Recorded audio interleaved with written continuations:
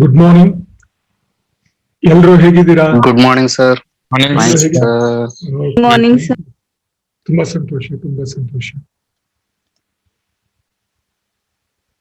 I'll continue with public finance. Okay. Last week I was dealing with public revenue. I'll continue with that, and then I'll take up public expenditure. Okay.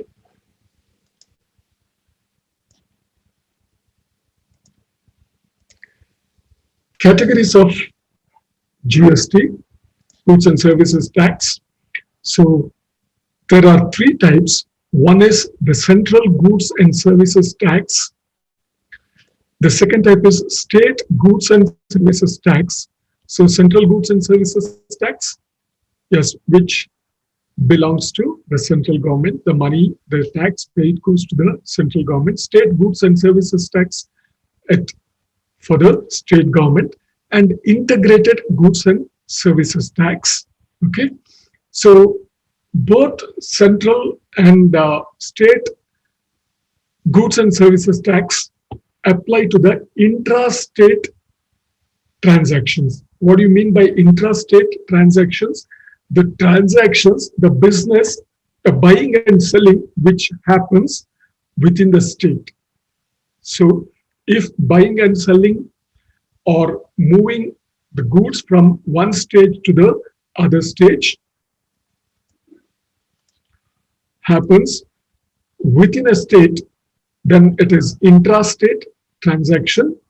So here, both central government and state governments, state government goods and services tax, they are related to the intrastate transactions, whereas the integrated goods and services tax, IGST, it applies to the interstate transactions. Okay, if buying and selling happens between the states, then it is IGST, interstate transactions.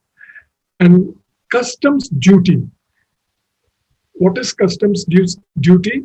Those taxes which were there earlier, which were related to the exports and imports of commodities. Okay, those taxes which were imposed on the commodities that were exported, commodities that were imported, they have been replaced. Okay, replaced by IGST, Integrated Goods and Service Tax. This is about GST. Now, what about tax on agriculture income? Anyone has any idea about tax on agriculture income? What is the rate of taxation? How much tax is imposed on agriculture income? Anyone has any idea? What is the proportion of income that the farmers have to pay to the government in the form of income tax? Any idea?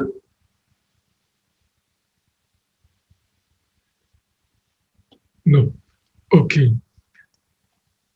Agriculture income earned by a taxpayer is exempt from paying tax.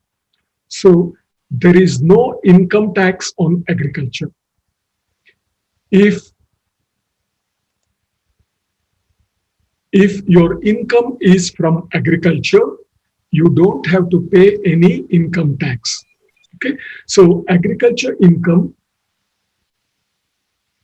earned by a taxpayer is exempt from paying tax under Section 10(1) of Income Tax Act 1961. I repeat, so agricultural income doesn't attract any income tax. When we say agricultural income, it is from the crop cultivation. Suppose you have coffee estate, suppose you have tea estate, rubber plantation, then the tax applies. Okay, if you have a processing industry, then the income tax applies. But crop cultivation and all, income tax doesn't apply. Okay, Non-tax revenue. This revenue is derived from public undertakings. Okay, which are all public undertakings? Say, for example, railways. Railways is a public undertaking. Okay, run by the government, managed by the government, called prices. Okay, the income or the revenue. Usually, when we talk about public uh, revenue and expenditure, okay, then we use the term uh, revenue and not income. Okay, the meaning is the same, but we use the term revenue. So this revenue is derived from the non-tax revenue is derived from public undertakings like railways, maybe post and telegraphs, maybe Steel Authority of India, SAIL, and so on. Okay, so called prices. This revenue from railways and other public undertakings is called as prices. Now, when we say price, it doesn't here in this context, it doesn't refer to the value of a commodity per unit value of a commodity. No, it is the income from the public undertakings called prices and other miscellaneous receipts, other things, okay, other smaller, minor uh, incomes that we'll look into later on. Government also raises loans to augment its revenues. So it is not just tax, it is not just non-tax revenue. The loans taken by the government is also a form of revenue.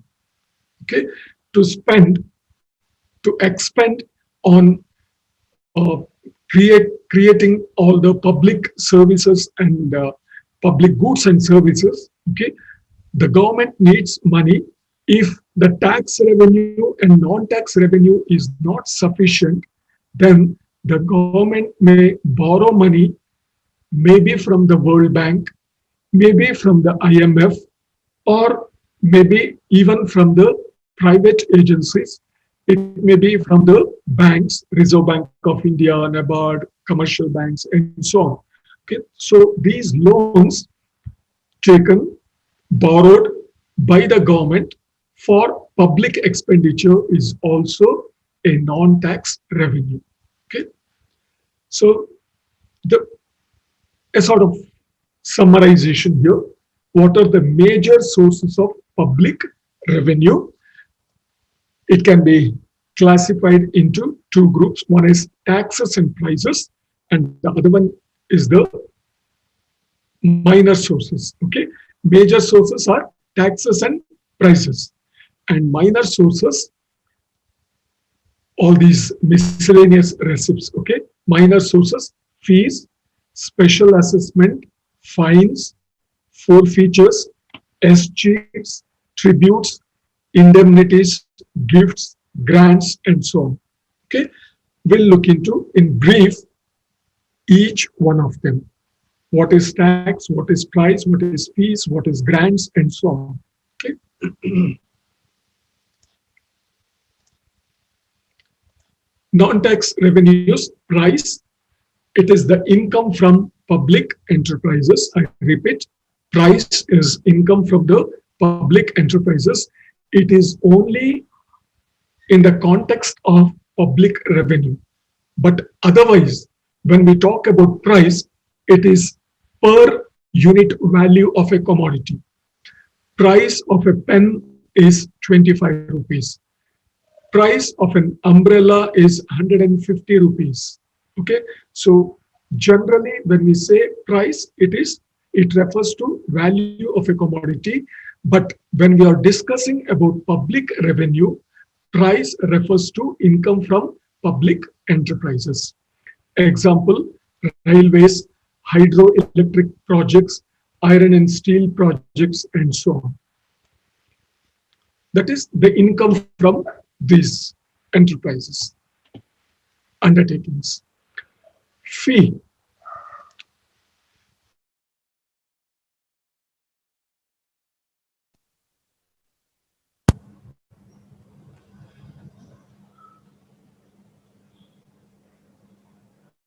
A compulsory payment, sorry, a compulsory payment made by those who obtain specific service in return. Okay, suppose I get some service, I make the payment, and that payment is compulsory. Okay, it is called as fee. Fee is never more than the cost of service. Okay, fee is never more than the cost of service. Can you think of any example?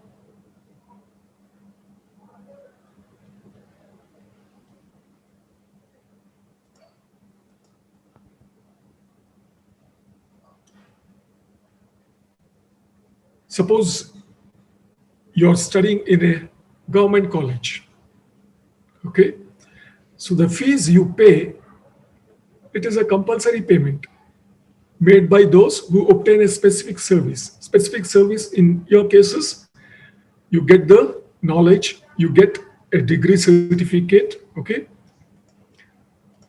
so educational fees is an example for fee, non-tax revenue collected by the government. Then special assessment,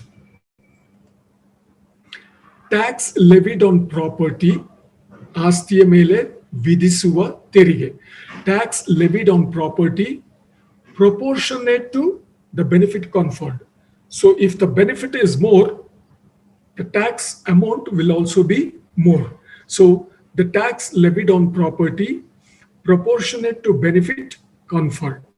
Okay, tax imposed to cover a part of the extraordinary expenditure incurred on building roads, drainage, etc. Okay, so for building roads, suppose in your layout, okay, in your area, you have to pay some amount towards that, or the drainage canals are being constructed, you have to make the payment.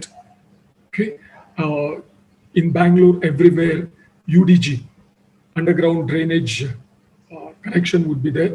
Okay, for that you have to make the payment. It is a special assessment. And government supplies, BBMP supplies Kaveri river water to all the households in Bangalore city. Okay, for getting that connection, because the BBMP has to lay the pipelines, for that they collect money. So that is a special assessment. And now everywhere in Bangalore, the government is laying pipelines for supplying gas.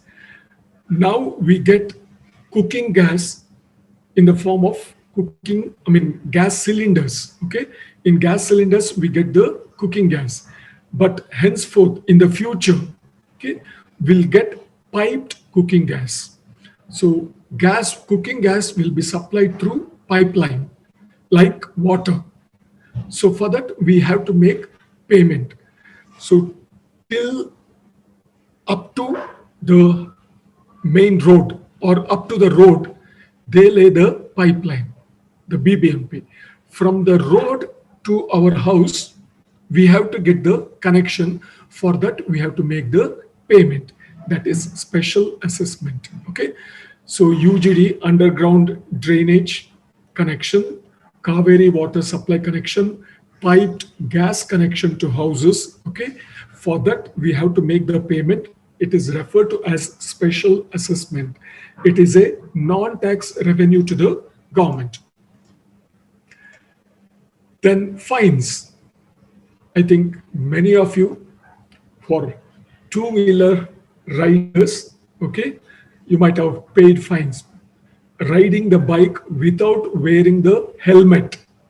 Okay, if the traffic police catch you, you have to pay the fine. Okay, the main purpose of imposing fine is not collection of income. It is not revenue collection for the government. It is, the main purpose is to prevent people from misbehaving. Okay, not adhering to the rules. And nowadays you might have seen in the all the channels, TV channels every day. Okay, uh, people go out without any specific purpose, without urgency, and the police catch them because of the lockdown. Okay, police catch them and they will be fined. People have to pay fine. It is another non-tax revenue. A penalty, okay, ಅದೊಂದು ಶಿಕ್ಷೆ. A penalty for breaking the law. ಕಾನೂನು ಭಂಗ ಮಾಡಿದ್ದಕ್ಕೆ ಒಂದು ಶಿಕ್ಷೆ. It is imposed more as a deterrent. Deterrent is you have to keep away from breaking the law. So that is the main purpose rather than a source of revenue. Example, penalty imposed for riding a bike without wearing helmet. Then forfeitures. Yesterday, in all many states, 5 states and even in Karnataka, okay, the election results were announced. And if you go through the list of candidates in each constituency and how many votes they get, some people who are at the bottom of the list, they'll mention they forfeited the deposit. ಇಡಿಗಂಟು ಕಳ್ಕೊಂಡ್ರು ಅಂತೇಳಿ ಹಾಕ್ತಾರೆ ಅಲ್ವಾ. ಈ ಇಡಿಗಂಟು ಕಳ್ಕೊಳ್ಳೋದಿದೆಯಲ್ಲ, that is forfeiture. Okay, you deposit money and you lose the money, that is forfeiture. And similarly, for say construction of some public roads or public buildings, the contractors, they have to deposit money, and within the stipulated time, if they cannot complete the work, then they will lose the deposit. It is forfeiture. Similarly, suppose somebody is arrested and you want to get him out of the police station and you have to give a bail. That means you have to assure the police that in the case the arrested person, after getting the bail, he disappears, then the deposit you make, you will lose it. They are all forfeitures. Okay, if an under trial, that is one person who is in the police custody on whom the enquiry is going on, he is under trial. If under trial jumps a bail, after getting the bail he disappears, okay, or a party to contract, you have taken the contract by paying a deposit. If you fail to carry out his part of the contract, the money deposited is forfeited. Okay, so S cheats. It is interesting. S cheat means, suppose there is a person who has the property, who has the money, the deposits, okay, and he doesn't have any children, he doesn't have any relatives, he is hairless. Hairless is not having hair. Kudlu alla. Okay, varasudar. Okay, if he is bevaris, he doesn't have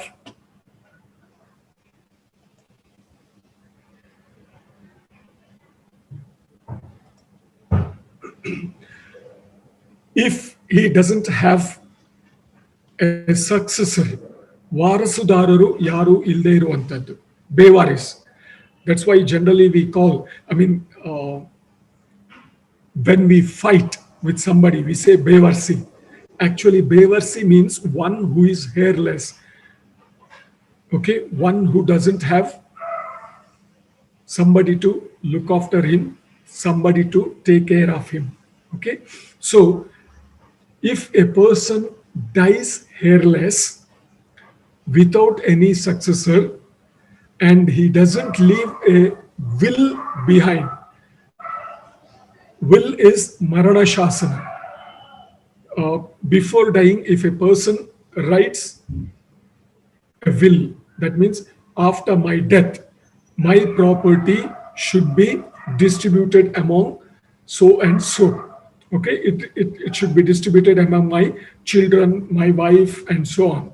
That is a will. So if he lives, or if he dies without leaving a will, without writing a will, then the property of that person will be claimed by the government. Okay. Uh, Forfeiture is, suppose you have given bail to your friend for some purpose, your friend has been arrested. Police have arrested him, and you want him to come out of the police custody, and you get a bail. And to get the bail, okay, you have to pay some deposit, say 1 lakh rupees or 2 lakh rupees. Okay. And after coming out, your friend suddenly escapes, because whoever is on bail, he has to report to the police periodically. They may say every week you have to come and report to us. Every 15 days once you have to come and report to us. Okay. So it is his duty, who has come out on bail, to report to the police often, periodically. Suppose he doesn't do it, he just disappears, he just escapes, then the money you have deposited goes to the government. It belongs to the government. You cannot claim it back. You won't get it. It goes to the government. Government forfeits it.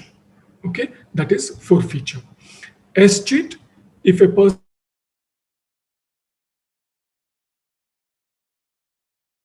without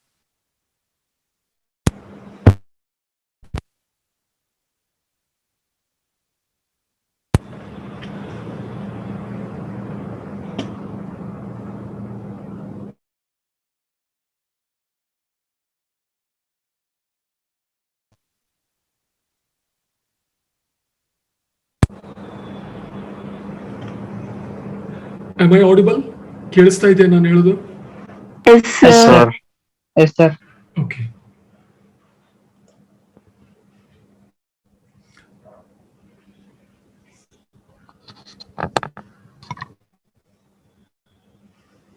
So if a person dies without heir, without successors, and he doesn't have a will left, okay, then the property will be taken away by the government, that is escheats. Tributes, usually whenever fancy dress competition is held for the school children, okay, in Karnataka especially, one of the popular fancy dress event for the girls is Kitturani Chennamma. Okay, and the regular dialogue, the common dialogue usually they play there is Kappa Kodabeke Kappa. Okay, do I have to pay some ransom amount to the Britishers? And that is tribute, Kappa. Okay, so amount paid by conquered countries. Suppose India conquers some neighboring country, and the neighboring country has to pay amount, then it is called as tribute. Okay.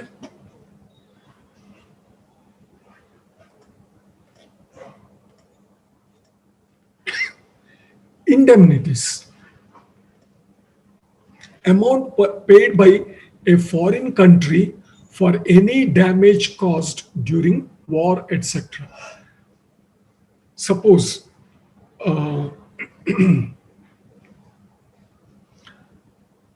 America fights with China, and in the event India gets damaged, some cities in India gets damaged, then America pays compensation to India. Okay, it is indemnity. Amount paid by a foreign country for any damage caused during war, etc. Actually, indemnity is compensation. Suppose we take crop insurance. Okay, if the crop is damaged, then the government pays compensation. It is also indemnity, but it is the compensation paid by the government of India or the state government to the farmer. Here in this case, the, the indemnity is the compensation received by our government by any foreign country for the damage caused. Then gifts. Gifts received from government or private bodies or individuals. Okay. Now, uh, because of this COVID pandemic, a lot of losses have been happening throughout the country, and any payment you make to PM Cares Fund, it is a gift. Okay, so to PM's relief fund at the time of natural calamities, the donations given is the gift. Then grants. Grants is what government at one level gives to the government at another level. Amount given by a government at a higher level to that at a lower level. Example, amount provided for some public work, public health, education, etc. by central government to state government. It is grants. By state government to Jilla Panchayat or Jilla Panchayat to Taluk Board, Taluk Panchayat to Gram Panchayat. Okay, so the amount paid for some public works, construction of road or construction of tanks, check dams. Okay, so that is grant. Then rents and royalties. Okay, in Ballari, we have mines. Okay, in Ballari, in Sandur, government, I mean, there are mines, iron ore mines, gold mines, and so on. And those persons who get the permission to extract iron ore or gold from the mines, they have to make some payment to the government. That contribution is called rents or the royalties. Okay, rents or royalties are the amount collected by government when it contracts out the right to profit from some good or service to a private corporation. Okay, a private company or a private person, he gets the benefit. For that, he makes the payment to the government. It is rents or royalties. For example, royalties for minerals, petroleum extraction, and so on.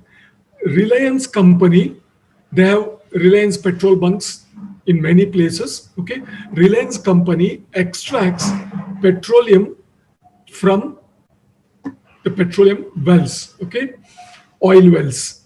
For that, it has to pay royalty to the government. Similarly, all the mines in Bellary, Sandur, and other places, and coal mines in Bihar, okay, Jharkhand, okay, they have to pay royalty to the government.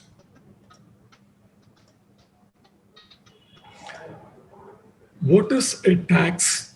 It is a general compulsory contribution of wealth levied upon persons, imposed by the government on individuals, on persons or corporates, companies, intended to meet the general expenses of the government. For what purpose the government imposes this compulsory contribution on the persons, on the companies, to meet the general expenses of the government. which confer a common benefit. Okay, the government provides common benefit. Okay, and if it is a specific benefit, then special assessment is there. Suppose it provides piped gas to your house, you have to make the contribution. That is special assessment. But if it constructs a public road, then everyone will be benefited. It is a common benefit. Okay, so for that, everyone has to make the payment. So it is a general compulsory contribution. Now, whenever we talk about tax, there is absence of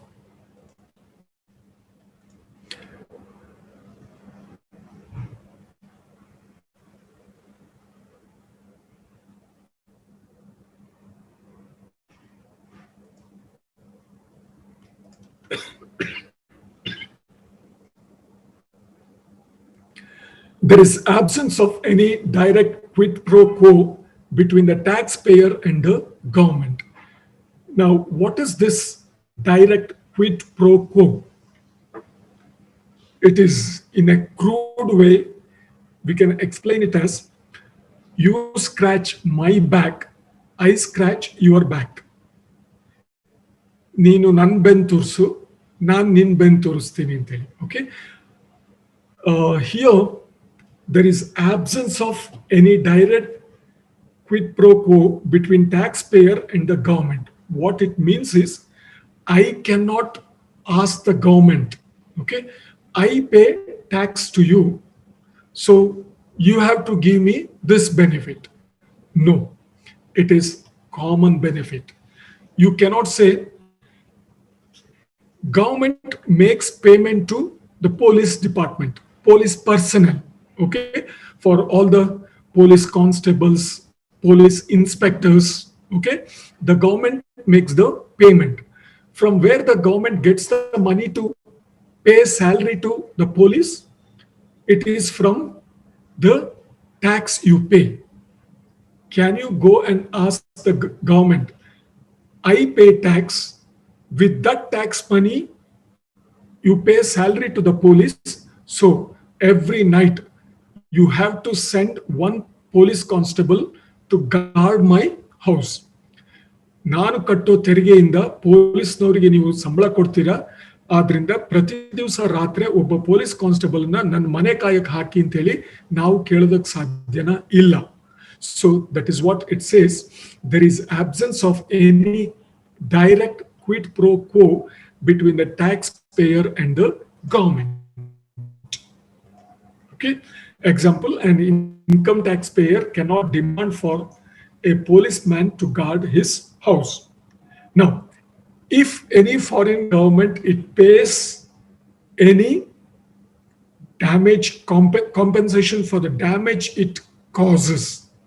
Okay, so if the two countries are friends, okay, and the war is between two countries and our country is in between those two geographical areas, and our country gets damaged, okay, then the one who has waged the war, he may pay the compensation. In case it is paid, it is called as indemnity.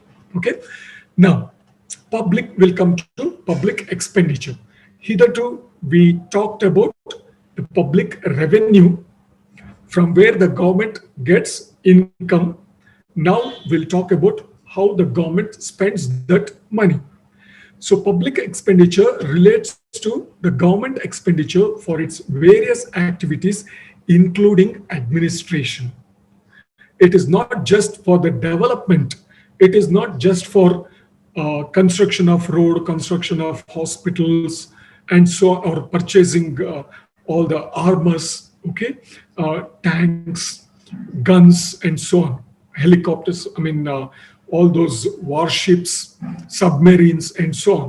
Okay, it relates to government expenditure, which includes administration also. The government has to pay salary to the government employees. It also comes under public expenditure. Types of public expenditure. One is revenue and capital expenditure. One classification is revenue and capital expenditure. The other one is developmental and non-developmental expenditure. We'll look into each one of them. What is revenue expenditure? What is capital expenditure? What is developmental expenditure? And what is non-developmental expenditure? Revenue expenditure is current expenditure. That is day-to-day expenditure, today's expenditure, day-to-day expenditure. Okay, it is not long-term, it is not permanent. Okay, it is current expenditure. It is of recurring nature. Recurring means happening again and again. ಮತ್ತೆ ಮತ್ತೆ ಮತ್ತೆ ಮತ್ತೆ ಖರ್ಚು ಮಾಡಲೇಬೇಕಾಗುತ್ತೆ. That is recurring expenditure. So revenue expenditure is current expenditure. It is recurring. It is of recurring nature. Say salary paid to the government employees. It is recurring. Every month government has to pay salary to the government employees. Administration. Okay. Government has all the cars and all those vehicles. For that they need diesel or petrol, lubricants and so on. For that they have to spend money again and again. It is revenue expenditure. Okay, so example, administrative and maintenance expenditure. Construction of building is capital expenditure, but every year repairs and maintenance is revenue expenditure. Okay, construction of building is capital expenditure, but maintenance of building is revenue expenditure because maintenance has to be taken up every year. Capital expenditure, it is incurred, it is spent once for all. Okay, it is spent once for all. It is non-recurring nature. Once you construct a building, it will be there for another 50 years or 100 years. You don't have to construct the same building every year. No, it is of non-recurring nature. Example, money spent on purchasing land, machinery, construction of buildings, and so on. If the government purchases a car, a bus, it stays for another 10 or 15 or 20 years. So the government need not purchase every year. Okay, so it is capital expenditure. Now, developmental expenditure. Expenditure on irrigation projects, railways, road transport, okay, agricultural and industrial development, education, research, and so on, they all come under developmental expenditure for the development of the economy. Non-developmental expenditure, okay, those which are non-recurring, those expenditure which are not meant for development, but maybe for protection is one reason. Okay, non-developmental expenditure. Money spent on the maintenance of internal security. Okay, you have police, okay, then law and order, judiciary system. Okay, so the money spent on police, jails, judiciary, army, and so on, they're all non-developmental expenditure. Okay, this is in brief about public expenditure.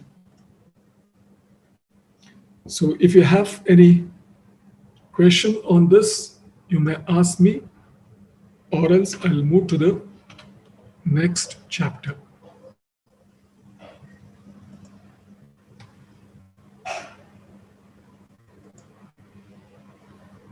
Sir, Huh. you told about the estates, no, sir? Huh. If a person die in a family, sir, he has not made any will. No. If he has family, then there is no question of estates. Okay, sir. If a person does not have any family, Then the question of estates comes. Sir, why taxes different from one state to other, sir? Uh,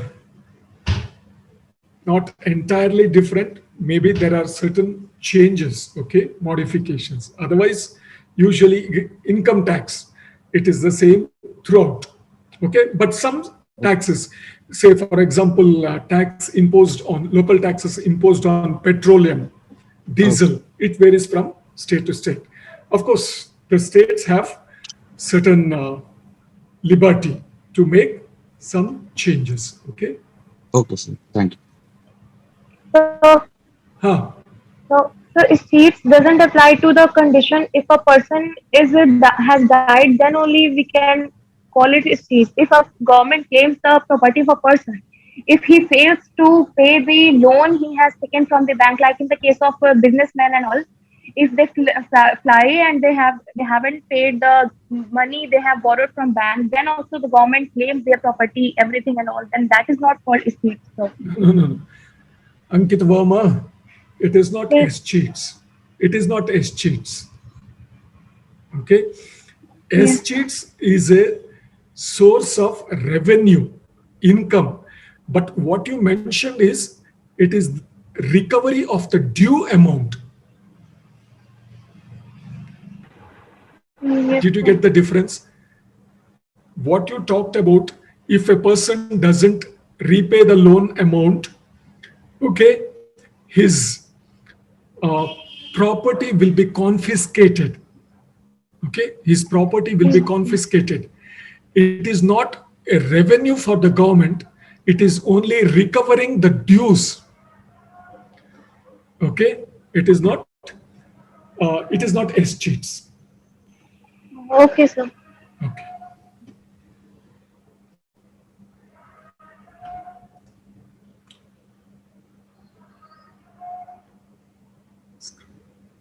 Population online. Okay.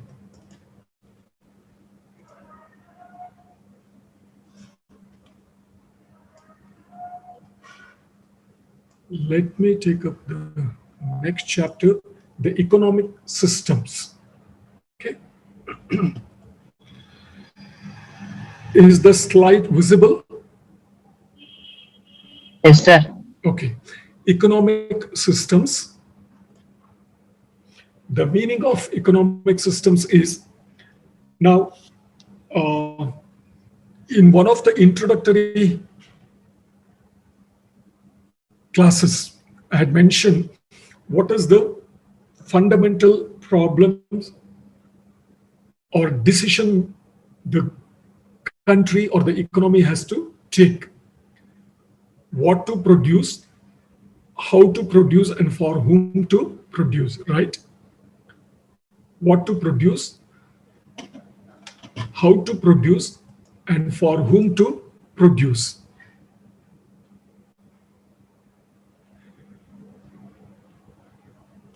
Okay. Economic system refers to how the different economic elements are the workers, the firms, that is the business establishment, and the government. Workers, firms, and government, okay, will solve the central problems of an economy, that is what to produce, how to produce, and for whom to produce. Who decides this? What to produce, how to produce, and for whom to produce? Who decides this? Based on that, we can classify the economy into three groups. Okay. One is the principal economic systems are the capitalist economy, socialist economy or socialism. Capitalist economy is also referred to as capitalism. And the third one is the mixed economy. Okay. Before going into the meaning and characteristics of capitalist economy, socialist economy, and mixed economy, First, we'll look into what is a traditional economy. Okay? A traditional economy is a subsistence economy. Subsistence here refers to survival. Our aim here is only to produce and survive. Okay, so that is the main goal of a traditional economy. It produces exactly to its consumption requirements. Today we want this, will produce, consume it. Okay, that's all. The same product will be produced by every generation. Generation after generation, there won't be any change. The same thing will be produced and consumed. Okay. The production techniques are traditional. The basic problems are solved by the tradition and the customs. Okay. So each society has its own tradition, each society has its own custom, and the customs and traditions of that particular society decides what to produce, how to produce, and for whom to produce. That is a traditional economy. But we have moved away from long ago, we have moved away from the traditional economy, and now we have capitalism, socialism, and mixed economy. Sir, Huh. sir, the production, it is traditional techniques. What are the examples, sir? Any example for the traditional techniques? Okay, whatever that is produced on the trees, harvest it and consume it. Maybe shifting cultivation. Today you cultivate here, tomorrow you go somewhere else. Then take up cultivation there. So shifting cultivation can be a traditional cultivation. Thank you, sir. Sir, state GST is collected by which state or center only? Uh, yeah, it is collected by the state, and of course, finally, it is the central government which allocates, because the major portion is collected by the central government. So allocation, because last year during the COVID pandemic, there was a lot of heated discussion between the states and the central about allocation of the GST, right? Yes, sir. Last year there was a lot of discussion, a lot of Yes, sir. The central government was not allowing the. yeah, that was there. Now we'll take up capitalism. Capitalism is an economic system in which the production and distribution of commodities takes place through the mechanism of free markets. There is no central authority here. It is not the government which decides. It is not the central authority that decides what to be produced. Central authority, it is there in China. Okay, central authority, it is there in Mexico. It was there in Russia. Okay, so in capitalism, it is the free market. It what decides how much labor I'll be ready to give out and how much capital I am ready to contribute for the production. Okay, it all depends on what is the price. Okay, if the price for labor is wages, if the wages are good, wages are high, I am ready to work for more number of days and for more hours each day. So it is the price which decides. But what decides the price? The demand and supply. Demand for the labor and supply of labor. So it is the market which decides what to produce, how to produce, and for whom to produce under capitalism. Okay. Hence, it is also called as market economy or free trade economy, because the government doesn't interfere in the trade. Government is only a facilitator. It doesn't come in the way. It is not interfering in the trade. So free trade economy or market economy. Andre, it doesn't interfere andre ಮೂಗು ತೋರಿಸೋದಿಲ್ಲ ಅಂತ. Okay, there is no central coordinator guiding its operation. Okay, there is no central authority. Self-organization emerges amidst functioning of market forces, namely demand, supply, and the resultant price.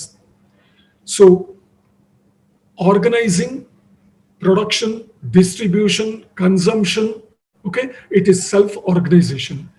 And how it is facilitated? It is functioning of market forces, namely demand, supply, and the price. Example for capitalism is USA, UK, and so on. The main features of capitalism are right to private property. Individuals can own property. You can start your business, you can construct your office, you run your business in that office, you can have your own house. Private property is possible. Okay, there is inheritance also.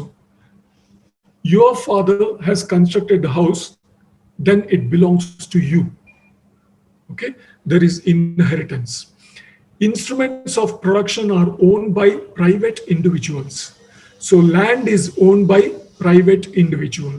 Okay, so instruments of production are owned by private individuals and are managed by the owners exclusively for their own benefit. A farmer cultivates land, produces crops, okay, for his own benefit.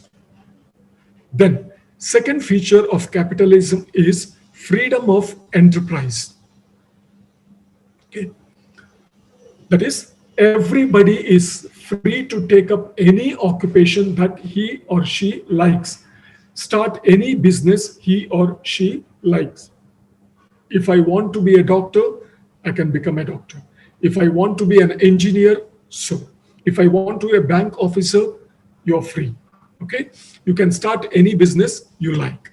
Freedom of enterprise. Freedom of choice by consumers. Consumers sovereignty. Grahakare sarvabhaumaru. Sarvabhaumatva sovereignty. Okay, consumers sovereignty. Consumer is sovereign to choose the commodities and services that he wishes to consume. So government doesn't tell what I should eat, what type of house I should construct. Okay. Chandushri, off your mic. Yeah. Chandushri, keep your Off your mic.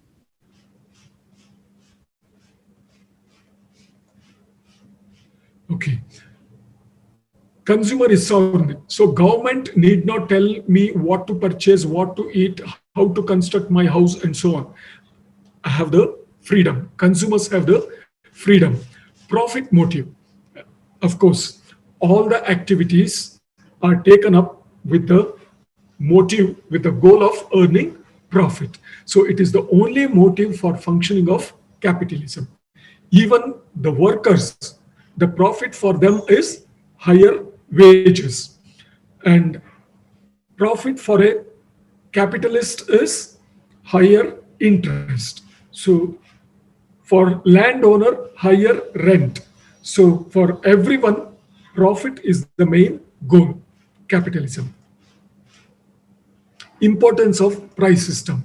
So price is the signal which guides the producers to decide what and how to produce, how much to produce, owners of factors of production to decide how much to supply to producers. So it is the price. I mentioned it earlier. It is the price which gives the signal. How much labor I'm ready to offer, how much capital I'm ready to offer, how much produce I'm ready to produce, and so on. And even the consumers decide how much to consume based on the price. So price is the signal for all the economic actors. Okay, class conflict, it would be there. Class conflict is, there'll be two classes, one who have ullavaru, ilderoru, okay, haves and have nots, or labor and capital will always be at war with each other. One who has, he wants everything for himself and he wants more and more. And there is another class who doesn't have and they want a share in everything. Okay, so there is class conflict that is common in capitalism. Competition, the producers compete with one another in selling the commodity. There is also competition among the buyers to obtain the commodity. So both consumers and the producers, they compete with each other for either production, distribution, or consumption. And control with risks. Okay, so he who risks his money must also control the business. So if I want to control a business, I should be ready to take the risk. If I don't want to take the risk, I cannot run the business. Okay, so these are the main features of capitalism.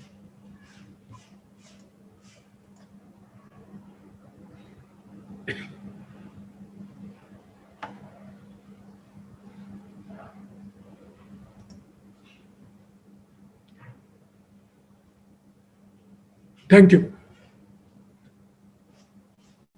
Thank you, sir. And CR has sent me a message, time up. So I'll end here. Thank you. Thank you, sir. Thank you, sir.